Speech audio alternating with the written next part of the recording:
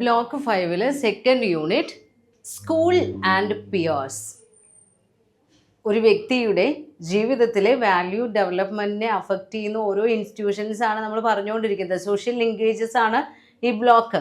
അപ്പോൾ പിയർ എന്ന് പറഞ്ഞു കഴിഞ്ഞാൽ ഒരു നോർമൽ സെൻസിൽ നമ്മൾ പറയുമ്പോൾ a person who is equal to another in abilities, qualification, age, background and social status. ഒരു വ്യക്തി വേറൊരു വ്യക്തിയുമായി ഈക്വൽ ആവാം. എന്തിൻ്റെയൊക്കെ അടിസ്ഥാനത്തിലാണ്? Background, age, qualification, social status, ഇതിലൊക്കെ തുല്യരായി വരുന്ന ആളുകളെയാണ് നമ്മൾ എന്ത് പറയുന്നത്? പിയർ എന്ന് പറയുന്നത്, പിയേഴ്സ്.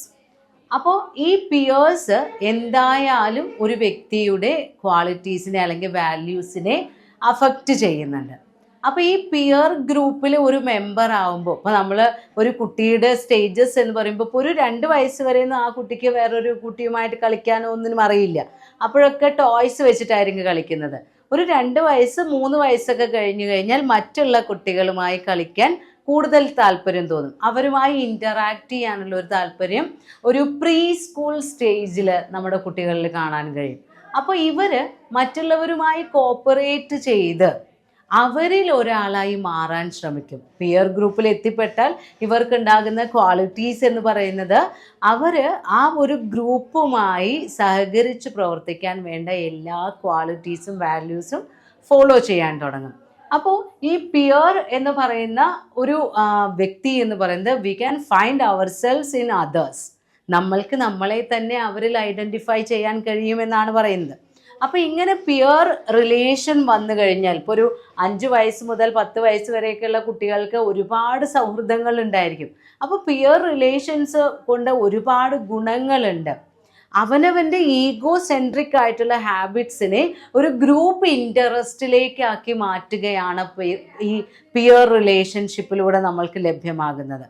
അപ്പോൾ നമ്മൾക്ക് ഞാൻ എന്ന് പറയുന്ന ആ വെറും ഒരു സെൽഫ് സെൻട്രിക് സ്വഭാവം മാറി എന്തായി? നമ്മളുടെ ഗ്രൂപ്പ്, നമ്മുടെ ഫ്രണ്ട്സ്, അങ്ങനെ ഒരു ഗ്യാങ് ആയിട്ടുള്ള ഒരു ഗ്രൂപ്പ് ഇൻട്രസ്റ്റായി മാറി. അപ്പോൾ ഈ ഗ്രൂപ്പ് ഇൻട്രസ്റ്റ് ക്രിയേറ്റ് ചെയ്യുന്നതോടൊപ്പം നമ്മളുടെ സോഷ്യൽ സ്കിൽസിൽ ഇമ്പ്രൂവ്മെൻ്റ് ഉണ്ടാവും.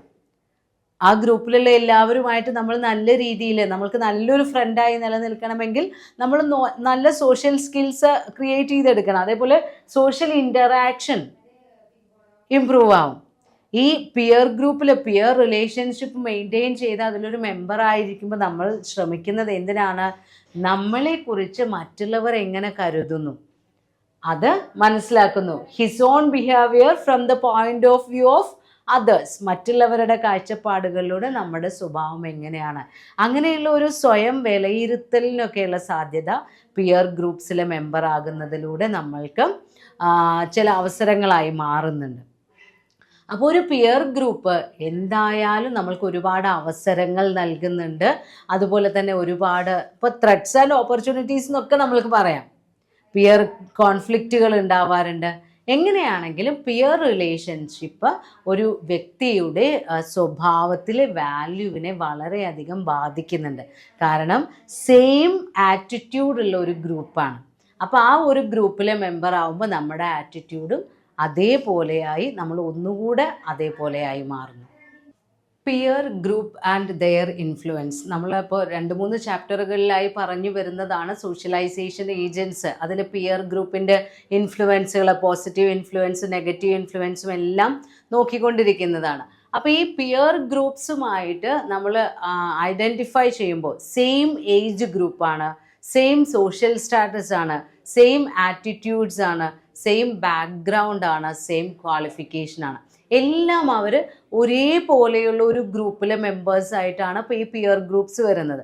അപ്പോൾ ഈ പിയർ ഗ്രൂപ്പ്സിലെ മെമ്പേഴ്സ് പരസ്പരം വളരെയധികം ഡിപ്പെൻഡ് ചെയ്യും. ഈ കുട്ടികൾക്ക് പിയർ ഗ്രൂപ്പ്സ്, നമുക്ക് ഒരു ഫ്രണ്ട്സിൻ്റെ ഗ്യാങ് ഉള്ള ആളുകൾക്ക് വീട്ടിൽ ചിലവഴിക്കുന്ന സമയത്തേക്കാൾ അവരുടെ ഗ്യാങ്ങുമായിട്ട് സമയം സ്പെൻഡ് ചെയ്യാനായിരിക്കും കൂടുതൽ ഇഷ്ടപ്പെടുന്നത്. അപ്പോൾ പിയർ പ്രഷർ എന്ന് പറയുന്ന ഒരു ടേം കൂടി അവിടെ വരുന്നുണ്ട്.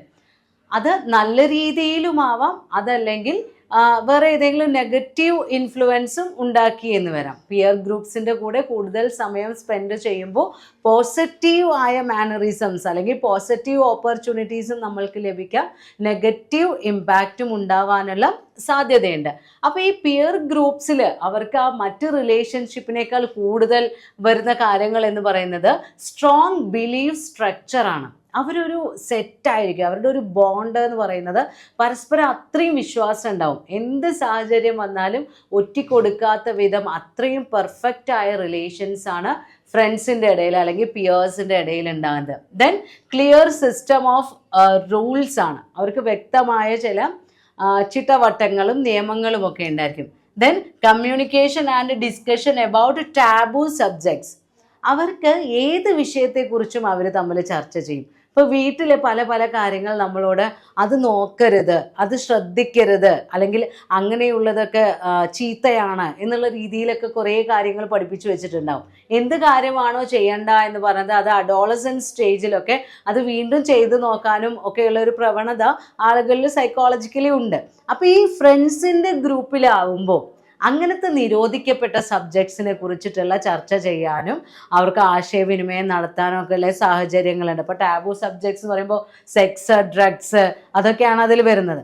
അപ്പോൾ ഈ പിയർ റിലേഷൻസിൽ ഒരു മെമ്പർ ആകുന്ന സമയത്ത് ആ വ്യക്തിക്ക് സോഷ്യൽ സ്കിൽസ് കൂടും, സോഷ്യൽ ഇൻ്ററാക്ഷൻസിനുള്ള എബിലിറ്റി കൂടും, അതുപോലെ തന്നെ ഒരു കോപ്പറേഷനും പരസ്പരമുള്ള ഒരു ബോണ്ടിങ്ങും റിലയബിലിറ്റി, റെസ്പോൺസിബിലിറ്റി ഒക്കെ ആ പിയർ ഗ്രൂപ്പിൽ നിന്ന് അവർക്ക് ലഭിക്കും.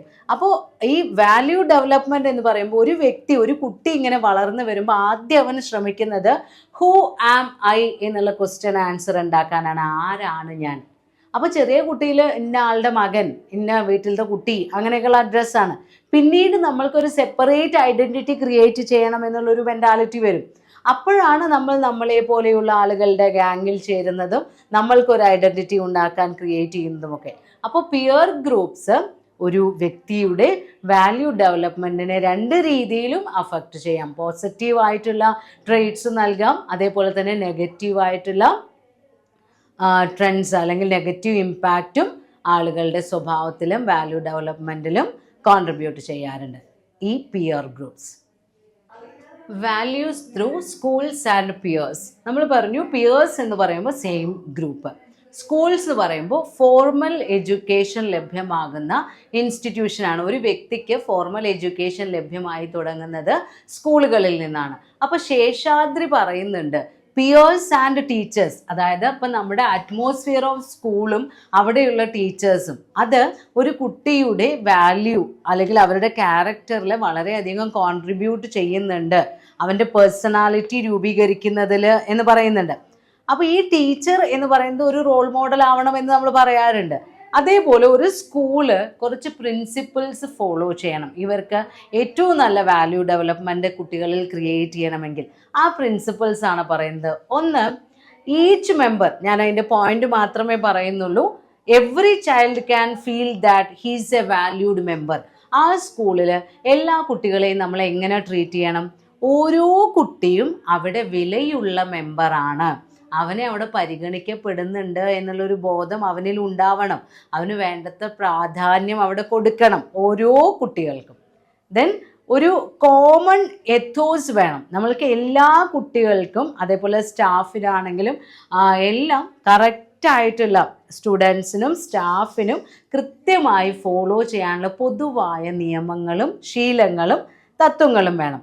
പിന്നെ ചിൽഡ്രൻസിന് എന്ത് കൊടുക്കണം? Opportunity of participating all activities, എല്ലാ പ്രവർത്തനങ്ങളിലും ചെറിയ ചെറിയ ഗ്രൂപ്പുകളായി പങ്കെടുക്കാനുള്ള അവസരങ്ങൾ നൽകണം. അതുപോലെ തന്നെ എൻകറേജ് സെൻസ് ഓഫ് റെസ്പോൺസിബിലിറ്റി, ഓരോ കുട്ടികൾക്കും കൃത്യമായ ഉത്തരവാദിത്തങ്ങൾ നൽകുക, ഓരോരോ ടാസ്ക് ഏൽപ്പിക്കുക, അത് ചെയ്യുന്നില്ലേ എന്ന് നോക്കാം.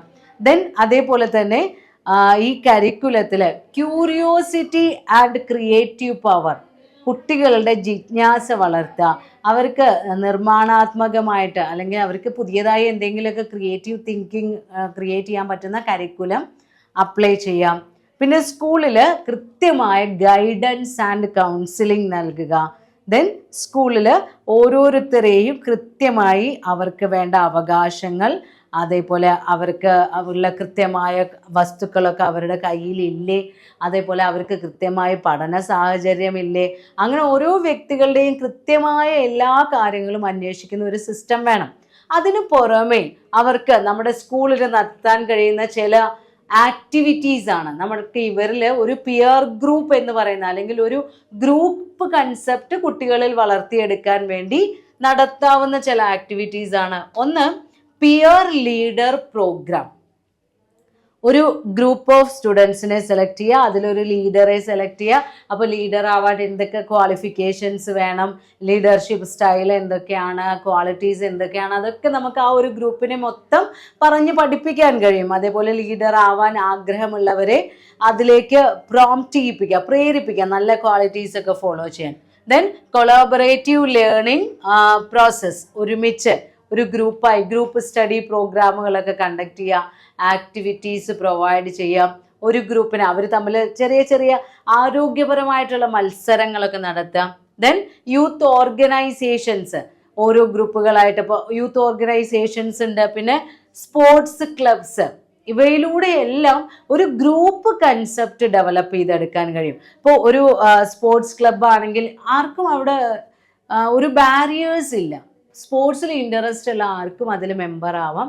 അപ്പോൾ അങ്ങനെ ഒരു ഗ്രൂപ്പ് കൺസെപ്റ്റ് വളർത്തിയെടുക്കാൻ കഴിയും. ആ രീതിയിലേക്ക് വേണ്ട പ്രോഗ്രാമുകൾ സ്കൂളുകളിൽ നിന്ന് തുടങ്ങണം. സ്കൂളുകളിൽ അവർക്ക് വേണ്ട അവസരങ്ങൾ സൃഷ്ടിച്ചു കൊടുക്കണം, അതിനെ പ്രോത്സാഹിപ്പിക്കണം. അങ്ങനെയുള്ള ഒരു സ്കൂളായിരിക്കണം വാല്യൂ ഡെവലപ്മെൻറ്റിന് ഏറ്റവും അനുയോജ്യമായത്.